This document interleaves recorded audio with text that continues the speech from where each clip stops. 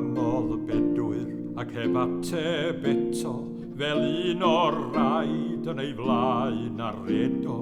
Croesodd y Marian a blin oedd ganddo, wneithir i'w dair na gwaith a roed arno, eithir Rhacel drothwyr ogo y plygodd ar glaif a dynodd o'r gelfa dano.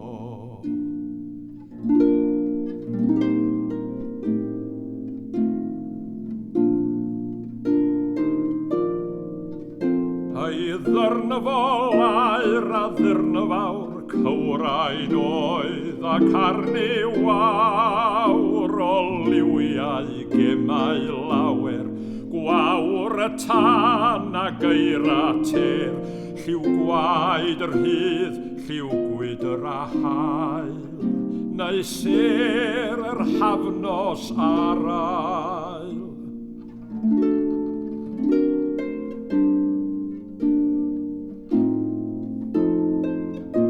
Ei hir lafndir lyfned oedd a difreg lif y dyfroedd, a gloiw fel fforchog lewyr chyrheiddiau'r hael ar ddisglau'r ddrych.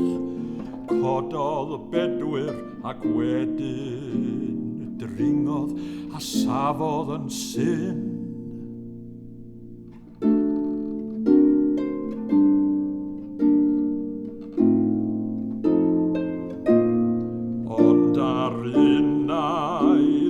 Hynny chwifiodd I fraich I fydd fri, a'r arf drosto drithro a drodd heb aros, ac fei bwriodd o nid oedd fel darn o dan yn nwyfre yn hofran.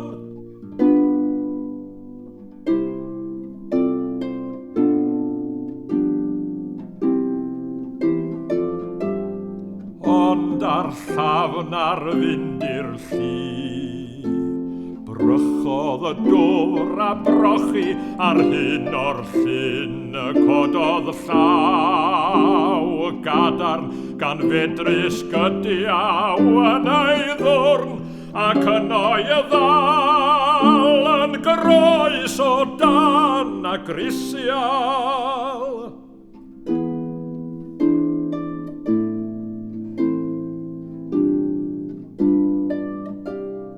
Codir cleddyf a'i chwifio, gwaniad a thrychiad drithro, ac yn droch gnwd o wreichion y tynwyd ef y tan y don.